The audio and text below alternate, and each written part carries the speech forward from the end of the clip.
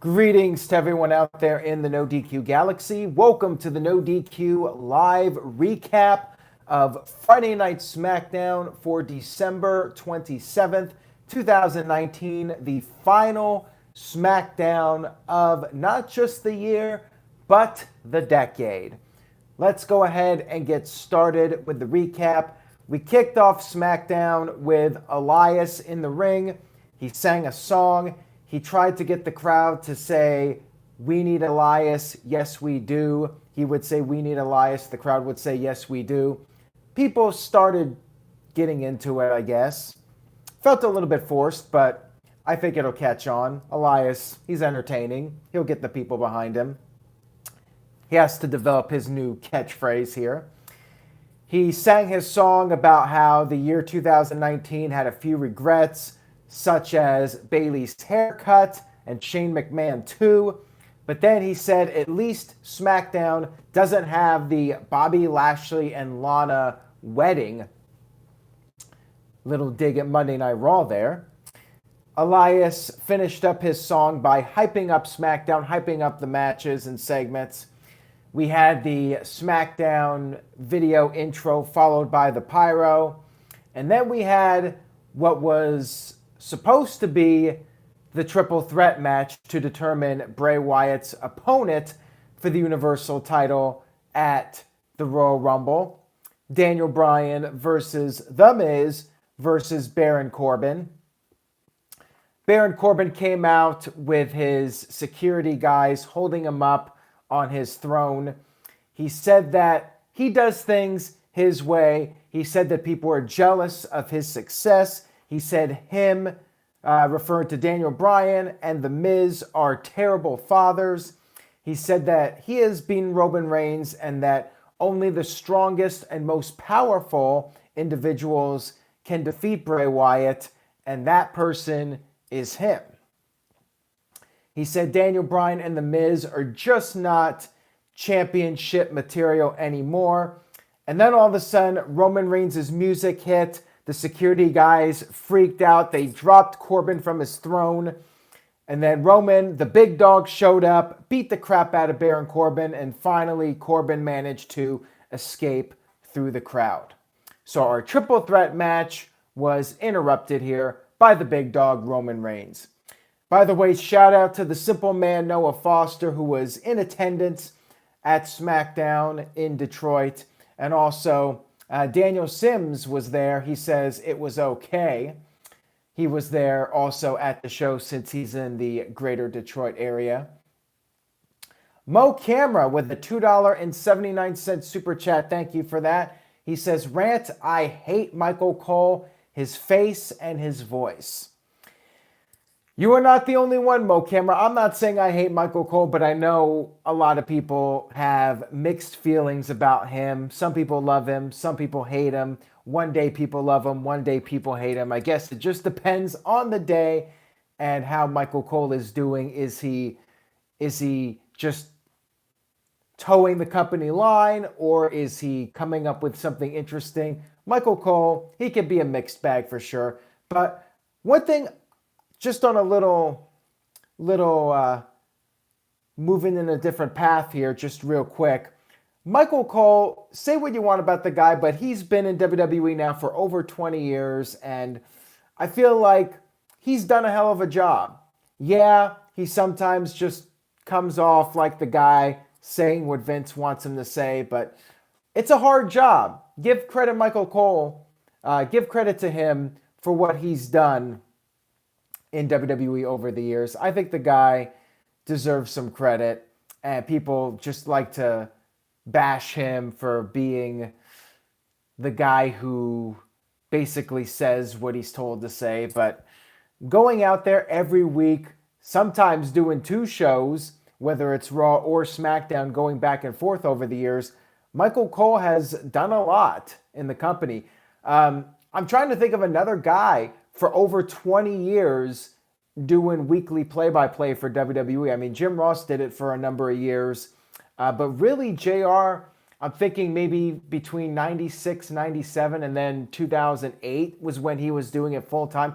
Michael Cole has essentially been doing it full time every week since 99 and even in 98 when JR got sick. But really from when SmackDown started all the way up to now, he's been doing it a full 20 years every single week. So that's quite the impressive feat. So yeah, Michael Cole probably going into the Hall of Fame, whether some of you like it or not. All right, enough of that. We went enough off track. Let's get back to the SmackDown recap. Got to give a little bit of Michael Cole love, even though he blocked no DQ. So whatever. Just goes to show I'm going to be fair. Whether I'm blocked or not, I'll give Michael Cole credit where credit is due. Psycho Jet Black with a $10 super chat. So we're going a little bit more off topic here. He says, with the rumors that Cain Velasquez and Tyson Fury will not face Brock Lesnar at WrestleMania, who should his opponent be for the WWE Championship? Also, what can WWE do to make you cheer for Roman Reigns? I'm already cheering for Roman Reigns. I like the guy. I'm fine with him. And I don't mind him facing Bray Wyatt at WrestleMania. I've said this before. I'm cool with it. Should he beat Bray Wyatt? No. Roman Reigns, let him face Bray at WrestleMania. He should put over Bray Wyatt, the Fiend, at WrestleMania. That's what I think. I'm fine with Reigns getting the title shot. I do not think he should be beating the Fiend, however. So that's my take on it. And as far as Brock, I'd love to see Brock versus Samoa Joe, now that Joe's a babyface. I'd love to see one more match with them. I don't think WWE is going to go in that direction. I honestly don't. But I would love to see it. How about Aleister Black versus Brock Lesnar and put the rocket on Aleister finally? Stop doing these stupid backstage promos where he's looking for someone to pick a fight. Have Aleister Black win the Rumble and beat Brock Lesnar and send Lesnar packing. I say this every year. Have somebody beat Brock and send Brock packing, and it never happens. The 90s guy with a $3 super chat says, Merry Christmas and a shout out to his brother, Glenn. Well, shout out to Glenn, and thank you, the 90s guy, for that super chat. I really do appreciate it. And big shout out to Psycho Jet Black for that very generous donation, of course. Michael Wayne says, my home is close to Seattle. Not anymore, Michael Wayne. I know there's that rumor about the 2021 Royal Rumble in Seattle, which would have been cool last year if it was in Seattle, but I am not on the West Coast anymore. So sadly, that's not a likely scenario. Although I'd love to go to Seattle for the Rumble. That would be awesome. All right, finally, let's get back to SmackDown because that's why you're all here after all. We had a backstage segment with Baron Corbin. He was talking to Scrap Iron Adam Pearce, who I guess is by default a WWE authority figure since there's really nobody else right now. Corbin was yelling at Adam Pearce, telling him that the match needs to be postponed because of what Roman Reigns did. Then we had The New Day and Braun Strowman versus Cesaro, Shinsuke Nakamura, and Sami Zayn in a 6-man tag team match. Interesting trivia note.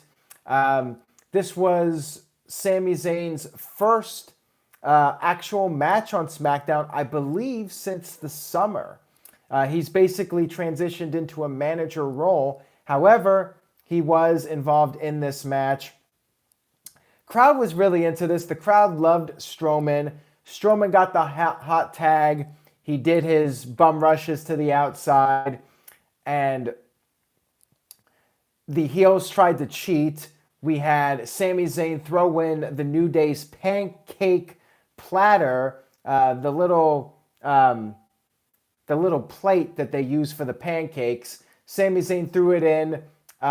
Shinsuke tried to use it. However, Kofi Kingston got it away, used it on Shin, and then Braun Strowman hit the power slam to pick up the victory. I like this match because Shin did lose. However, we had the heel tactics backfire on them, and it was the plate to the back and then the power slam. So it wasn't like Shin just took a pinfall by a power slam. I like that they did a little bit to protect Shinsuke Nakamura in defeat. So thumbs up for this match, or Orange Cassidy, thumbs up. The 90s guy with the $3 super chat says, Merry Christmas from Australia. Merry belated Christmas to you, the 90s guy in Australia, and a Happy New Year as well. Now let's talk about the post-match, which was probably more noteworthy than the actual match. After the match, the New Day had Strowman, or they attempted to have him do some dancing. Kofi Kingston got on the mic and said that Braun Strowman has a great set of hips. They had the New Day music play, but Strowman ended up shoving the guys. He didn't want to do it. Crowd, however, started chanting, "Get these hips." And finally, Braun Strowman gave in and started dancing to the New Day's music. Crowd was eating this up. They loved it. But I did see some mixed feelings on Twitter. I saw people saying Strowman now is 100% the new Big Show doing the comedy. Some people liked it, though, feeling like it adds that extra layer of character to him. Did you guys like this segment? Do you think it's ruining Braun Strowman, or do you think the damage was already done and they might as well do this? What did you guys think? Do you think it's going to do more harm than good, or do you think that, hey, maybe it'll just get more people behind him and maybe one day he'll be the world champion? I mean, what do you guys think in the chat room? Your thoughts on the Braun Strowman dancing segment. The dancing Braun Strowman. Did you like it? Do you think it was silly? Christopher May says, Big Show, yes, was comedy, but also won and world titles total. Cindy says, it's all right. Tic Tat Tat says, Strowman versus Fiend at WrestleMania. Well, he's definitely going to need to get serious if he's going to face the Fiend, although the Fiend's character, you could say, is very over the top. And but would Strowman really be dancing around when he's facing the Fiend at WrestleMania? Kev Dog says, mixed feelings, but Braun Strowman is naturally funny. Now, moving on to the next backstage segment, we had WWE officials, which I guess, i.e. Adam Pearce. The match will not be postponed.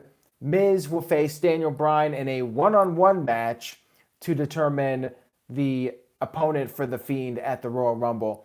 And then we had some footage of the Roman Reigns and Baron Corbin storyline with the dog food and whatnot.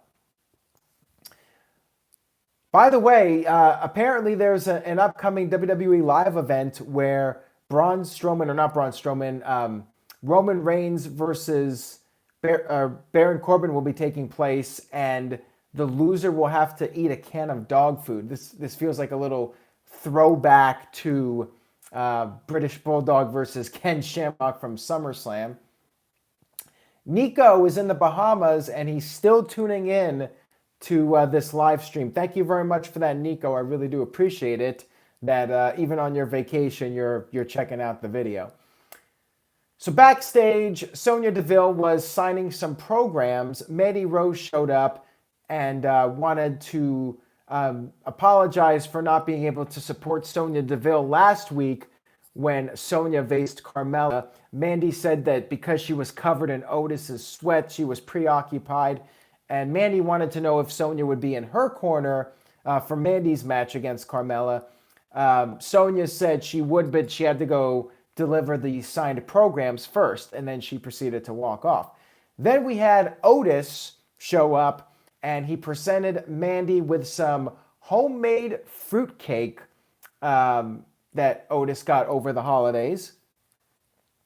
Then we had Mandy Rose versus Carmella. Carmella had a little video promo saying that Mandy made a huge mistake agreeing to the match. Carmella, of course, picked up the victory here. Pretty straightforward stuff. No Sonya Deville, so it looks like we got a couple. I like this because we got a couple of storylines going on here with Mandy Rose. She's got the Otis storyline, and she also has the Sonya Deville storyline. So we got a little bit of a soap opera here. I liked it. Pretty good stuff here, I thought. With Mandy Rose, they're doing some stuff with her, and they actually got more than one story going on with her at once. I like it. And I like Otis. I know more faves in the chat doesn't like Otis, but I think he's great. I think Otis is very entertaining. We had another Sheamus video. He talked about how when he left 9 months ago, He watched other men attempt to step in and fill the void. However, they're inferior to him, and now he's ready to come back and break down the door on a whole new SmackDown, fella. Next up, we had Daniel Bryan versus The Miz, the one-on-one match, which was quickly interrupted by Baron Corbin's security. Match was a double DQ, and then Baron Corbin, in the gorilla position, said that what happened was justice because Miz and Bryan should not be competing without him. And then Corbin said that if Roman is actually asked to leave the building, then he will do the triple threat match. Miz and Daniel Bryan decided to run to the back, attack Baron Corbin, and it was revealed that because Roman Reigns had in fact left the building, the triple threat match was still on for the main event of the evening. We had a moment of bliss, Alexa Bliss and Nikki Cross hosting it, moment of bliss back. They interviewed Lacey Evans. The footage was shown of Sasha Banks taunting Lacey's daughter on last week's show.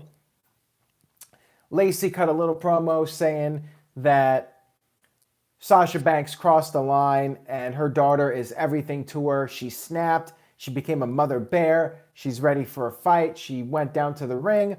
And then as Dana Brooke was making her entrance as Lacey's tag team partner, she was attacked by Bayley and Sasha. Sasha got on the mic and said that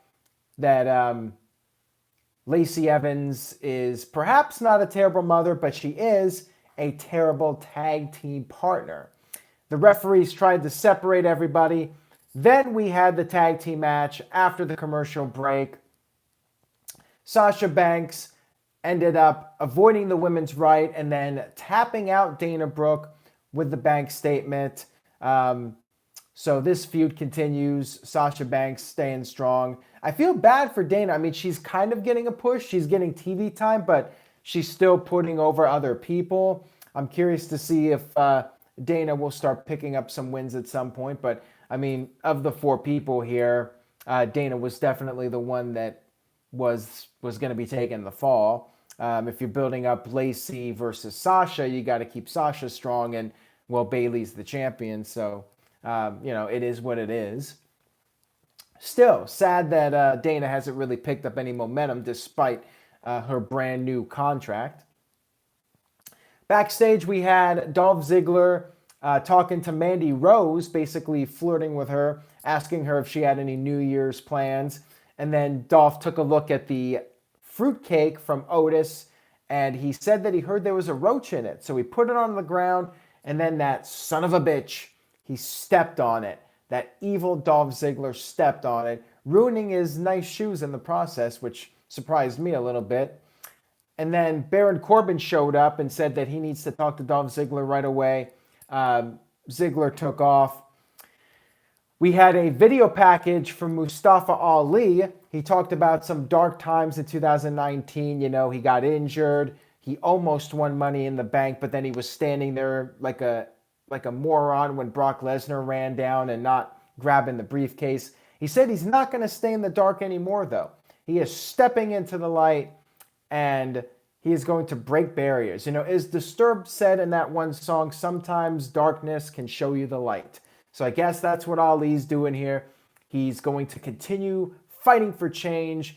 He's going to continue that chase to eventually, hopefully, become a champion. Backstage, we had a very sad Otis show up to find out that his cake had been ruined by Dolph Ziggler. Poor Otis, his cake. I felt so bad for the guy, which, again, to me is a sign the storyline's working. I actually feel bad for Otis, and I'm pissed at Dolph Ziggler for ruining his cake. So, to me, it's good. It's good stuff here. Or, it's good shit, as Vince McMahon might say. Then we had, finally, the triple threat main event. And Cindy wants to know, where was Tucker? Oh, who cares about Tucker? I mean, let's be real here. It's the Otis show. Otis is the star of the act. Unfortunately for Tucker, he might end up getting lost in the shuffle if WWE decides to break up the team. I mean, Otis is the star. I mean, he's the Shawn Michaels of heavy machinery. But then again, people were saying that John Morrison was the Shawn Michaels of Miz and Morrison. And well, you know what? Morrison's coming back. Maybe his run is going to be that run we were all waiting to see from him a decade ago. So we had the main event finally, the triple threat match.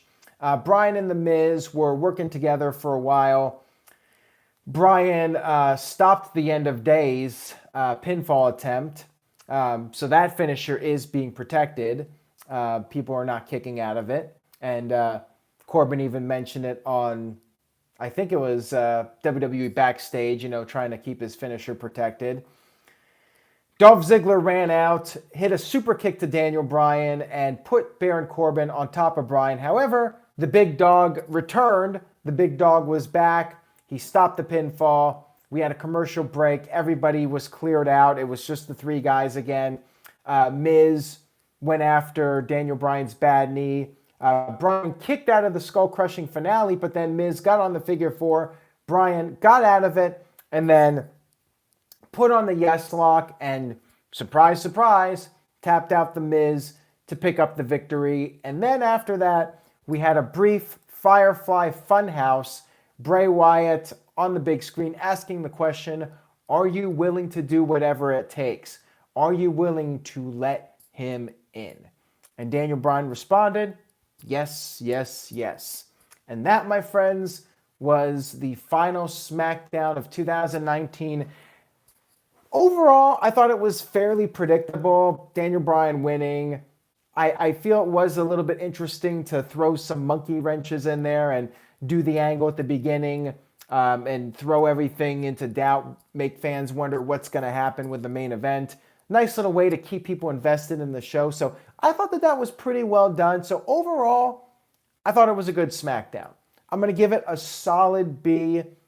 Good setup for the Royal Rumble. And I like how Mandy Rose has her storylines going on. Strowman stuff was interesting, but at least you got something going on with him finally. But overall, it felt like everyone on the show was being utilized pretty well. So yeah, I thought it was a good show.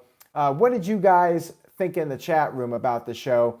Cindy gives it a B- for Dolph smashing Otis's fruitcake. Well, does that mean you lowered your grade because of the fruitcake being smashed or raising the grade? Michael Wayne with a solid B+. Age at 800 with a B+. The Game is on 100 with a B. More Faves with a C. Ace and his Familia Vlogs with a B+. Joseph R with a B+. CC Drink with a B. Calvin Bowman with a B-. Daniel Sims with a B. So pretty solid SmackDown this week in Detroit. I had thought about going, but just had a busy week with Christmas and we got New Year's coming up, and I just wanted to take it a little bit easy and not go to SmackDown. Let's see here. So Cindy wanted to know my thoughts on Andrade. So we actually had a little bit of news yesterday, the day after Christmas. Andrade won the United States Championship. And Big Rocker Johnson says, I went, Aaron. Well, I hope you had a good time, Big Rocker Johnson. I know quite a few people that were there at the show in Detroit at the Little Caesars Arena. So regarding Andrade defeating Rey Mysterio, I found that to be interesting.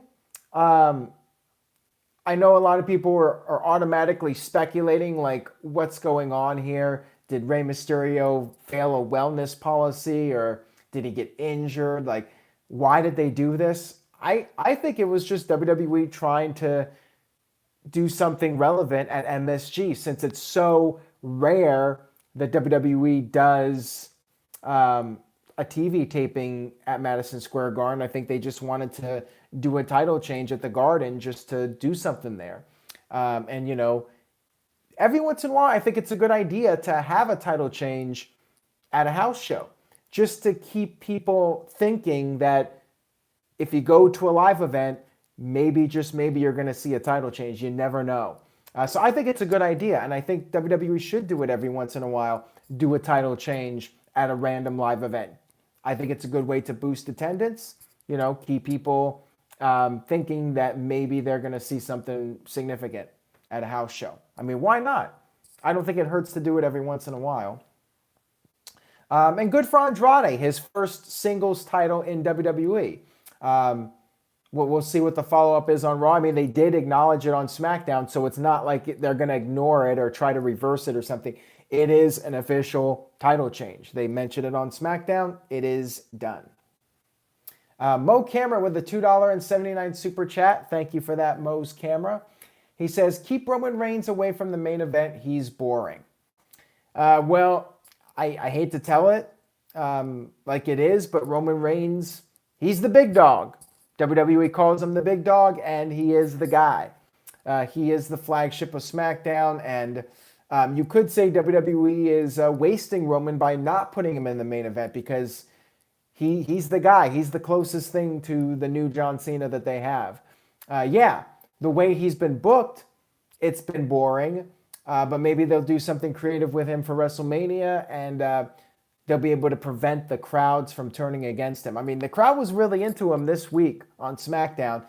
Maybe it's because he's been out of the main events. People just resent when he's like in the WrestleMania main event. But yeah, I think him versus Wyatt at WrestleMania would be an entertaining match. As long as Roman doesn't win, I'm all for it. I'm totally fine with it. So yeah, that was SmackDown, and other than the U.S. title change, not a whole lot going on. Of course, Christmas, it's pretty slow, and I have to resort to the old news content, which I know some people just absolutely despise, but a lot of people like it. So it is what it is, and just have to take the good with the bad, so to speak. Coming up this Monday, we have Monday Night Raw, the Bobby Lashley and Lana wedding. We'll see if Rusev crashes it. We'll see if this wedding can be among the best weddings in WWE history. We got that. I'll be back Monday night to do that live stream, so stay tuned. That will be the final live stream of the decade. But we will, of course, have 2020 and beyond to look forward to. We got the Royal Rumble coming up. Things should start picking up here in the next week or two. So thank you guys for supporting NoDQ.com over the past year and the past, how long has it been? Over 20 years now, 21 years that the site's been around. Thank you guys for your continued support and love. I really do appreciate it. Stay tuned to NoDQ.com for the very latest. And that's all I got. Twitter.com/AaronRift. Follow me if you're not already. And subscribe. Tell a friend. And I'll see you guys next time.